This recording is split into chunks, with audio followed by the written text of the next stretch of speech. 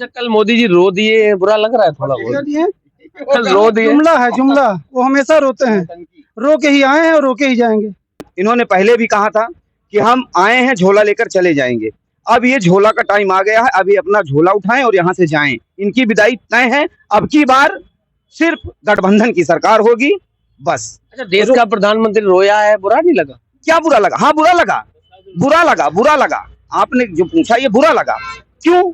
क्योंकि ना इनके पास हमारे जैसे जो मतलब रोजगार, ना हमारे जैसे युवा की भावना इनके पास है। हमारी भावना को नहीं समझते हैं, हमारे आस्था पर ठेस पहुंचाते हैं।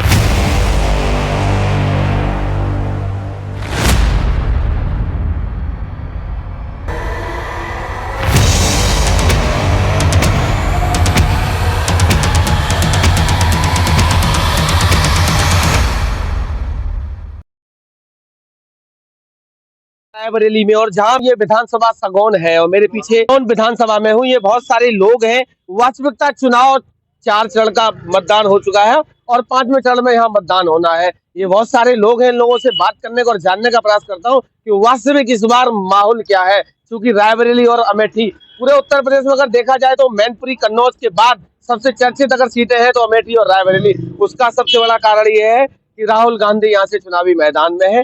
बात करने को और जानने का प्रयास करता हूँ वास्तविक किस तरीके। अच्छा, कल मोदी जी रो दिए, बुरा लग रहा है थोड़ा बहुत।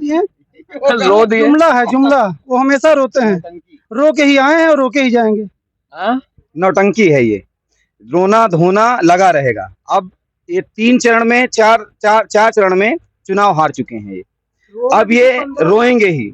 ये 15 लाख और ये नौटंकी जो बता रहे हैं, आस्था के विषय पे जो सवाल उठाते हैं कि आस्था, ये राम मंदिर, इन सब पे इनका कोई काम नहीं चलने वाला। अब इंडिया गठबंधन की सरकार बनेगी, इनका अब जाना तय है। इन्होंने पहले भी कहा था कि हम आए हैं झोला लेकर चले जाएंगे। अब ये झोला का टाइम आ गया है, अभी अपना झोला उठाएं और यहाँ से जाएं। इनकी विदाई तय है। अब की बार सिर्फ गठबंधन की सरकार होगी, बस। अच्छा, देश का प्रधानमंत्री रोया है, बुरा नहीं लगा? क्या बुरा लगा? हाँ, बुरा लगा, बुरा लगा, बुरा लगा। आपने जो पूछा ये बुरा लगा। क्यों? क्योंकि ना इनके पास हमारे जैसे जो मतलब रोजगार, ना हमारे जैसे युवा की भावना इनके पास है। हमारी भावना को नहीं समझते हैं, हमारे आस्था पर ठेस पहुंचाते हैं, हमारे जैसे युवा को चूतिया बनाते हैं। इन्होंने कहा था कि मैं 2 करोड़ रोजगार दूंगा। ये बताइए 10 साल में इन्होंने कितना रोजगार दिया? बताइए आप। पकौड़ा तलवाया, चूतियाफा बनाया, जहां देखो जैसे भी देखो यहाँ सांड चल रहे हैं। खेतों में जाइए देखिए, खेतों में भी कोई मतलब ज्यादा उस तरह नहीं है। खेत में जानवर मार रहे हैं किसान को, किसान मर रहे हैं। रोजगार जो युवा टहल रहे हैं ये परेशान हैं। हम जैसे युवा बताइए क्या कर सकते हैं देश के लिए? घर में माँ है, बहन है, परिवार है, कैसे पालेंगे आप बताइए? बगैर रोजगार के महंगाई से इतने परेशान हो चुके हैं कि हमारी सबकी मजबूरियां हैं कि हम सब राजनीतिक तौर पर अगर नहीं उतर के आएंगे, इनका खुलकर विरोध नहीं करेंगे, आने वाला टाइम हमारे लिए बहुत ही दर्दनाक होने वाला है। ये समझ लीजिए कि इस सरकार को हमको जड़ से उखाड़ कर फेंकना है। हमारे युवा का दर्द समझेगा तो वो खाली हमारा इंडिया गठबंधन समझेगा। ये वाला चुनाव क्या जाति धर्म से ऊपर उठकर होने वाला है? जी, ये जाति और धर्म नहीं देखेगा, ये खाली वे भावना को समझेगा और मुद्दों को समझेगा, काम को समझेगा। काम पे रोजगार और हमारे जैसे नौजवान जो थोड़े बहुत अच्छे हैं, ये मतलब योगी जी कहते हैं कि योग्य नहीं है। ऐसी कौन सी मतलब वो है कि योग्यता हमारे सबके पास नहीं है? आइए हमसे डिबेट करें। अगर ऐसे हैं तो योगी जी हमसे आकर डिबेट करें। अगर डिबेट में फेल हो जाते हैं, मैं कहूंगा कि हाँ मैं अयोग्य हूँ, मैं कहूंगा कि मैं अयोग्य हूँ। डर नहीं लग रहा बुलडोजर से? नहीं, कोई डर नहीं लगता बुलडोजर से। ये बताइए कि मुझे क्यों डर लगेगा? मैं बेरोजगार हूँ, मेरे पास ना आर्थिक कोई मजबूती है। मैं अगर मेरा बुलडोजर भी चलवा देंगे, मेरे ऊपर चलवा देंगे या मेरे घर पर चलवा देंगे, तो मैं इससे डरता नहीं हूँ। अगर डरूंगा तो मैं आगे कभी नहीं बढ़ पाऊंगा। ये लोकतंत्र है। लोकतंत्र में हम अपने आप को आवाज में उनको मतलब अपनी बात रखने के लिए हमारा हक है, हमारा अधिकार है। आप जैसे स्तंभ हैं कि आप जैसे लोग हमारी बात पहुंचाते हैं, आप जैसे लोग ऐसे भी हैं जो उनकी चापलूसी करते हैं। उन चापलूसों को हम ये कहते हैं कि वो सब भी हमारे सबकी युवा का दर्द समझे। आपने मीडिया पे प्रश्न लगाया, क्या लग रहा है इस देश का मीडिया जो है वो, जो अभी आपने आरोप लगाया कि उनकी चापलूसी करते हैं, ये कैसे लगता है आपको? कौन कौन से आप किसको आप जानते हैं नाम लेके? देखो, मैं व्यक्तिगत नहीं कहना कहूंगा, ठीक है। मैं चैनल का नाम लेके बता। चैनल तो मैं क्या क्या बताऊं। मैं जब तक मतलब जो चैनल देखता हूं, न्यूज पर जाता हूं शाम को, जो भी मैं खोलता हूं चैनल, जो भी चैनल चलता है, सब चैनल पर मैं देखता हूं खाली मोदी मोदी मोदी होता है बस।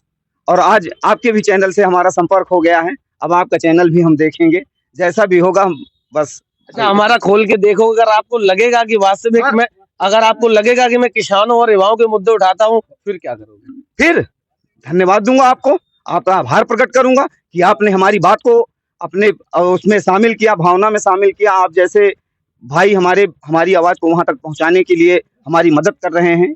क्या लग रहा है, इस देश का मीडिया निष्पक्ष होना चाहिए? होना चाहिए, बिल्कुल होना चाहिए। हमारा दर्द समझिए आप। हम सब बहुत दुखी हैं, ये समझ लीजिए। हम सब सुबह से निकलते हैं, शाम से निकलते हैं, यहाँ देखते हैं, वहां देखते हैं, जाकर जनता में बैठते हैं, समाज में बैठते हैं, तो यही खाली दुख दर्द सुनते हैं कि क्या हो रहा है, क्या नहीं हो रहा है। ये बताइए हम सब क्या करें? मोदी जी और योगी जी हमारी युवाओं की बात सुने, हमारी युवाओं की भावनाओं को सुने, आस्था पर कोई भी विषय ना उठाकर खाली एक रोजगार और महंगाई, इस पे सब पर चर्चा करें, आकर सामने जो भी हो। एक सवाल और मुझे याद आ गया, क्या आपका क्या मानना है कि इस देश में जो सरकार दंभ भरती है कि मैं 80 करोड़ परिवारों को राशन देती हूँ, जो सरकार कहती है, वो इस देश के लिए उपलब्धि है या फिर शर्मनाक है? ये 2013 का है, ये नियम जो है ये कांग्रेस ने लाया था। ये नहीं, मेरा आप सवाल नहीं समझ पाए। ये देश के लिए उपलब्धि है या शर्मनाक है कि हमारे देश के शर्मनाक है सर। ये तय हो रहा है भैया कि ये आपने 80 करोड़ लोगों को फिर से गरीब बना दिया है, ठीक है। जो आपको कम करना चाहिए था, ना कि आपको बढ़ाना चाहिए था।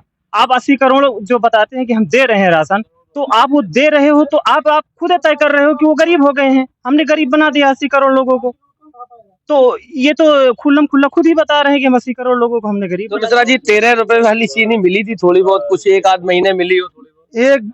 एक किलो नहीं मिली भैया, 1 किलो की बात कर रहे हैं हम।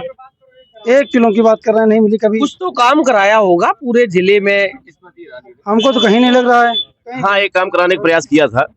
आज तक एक CHC PSC अस्पताल जो होते हैं गांव में देहात में, उसको एक भी अस्पताल नहीं बनवाया। हाँ, एक मुंशीगंज का अस्पताल जिसे यहाँ के लगे पास के कई जिलों के लोग, करोड़ों लोग इलाज करा चुके हैं, अपना जीवन की रक्षा कर चुके हैं, उसको बंद करवाने का काम किया। ये उपलब्धि पूरे 5 साल की स्मृति ईरानी की उपलब्धि है पूरी इनके 5 साल की। अच्छा, कहा यह जाता है कि वो केंद्र में मंत्री हैं और मोदी जी की सबसे चहेती मंत्री भी हाँ, है। ये सही है।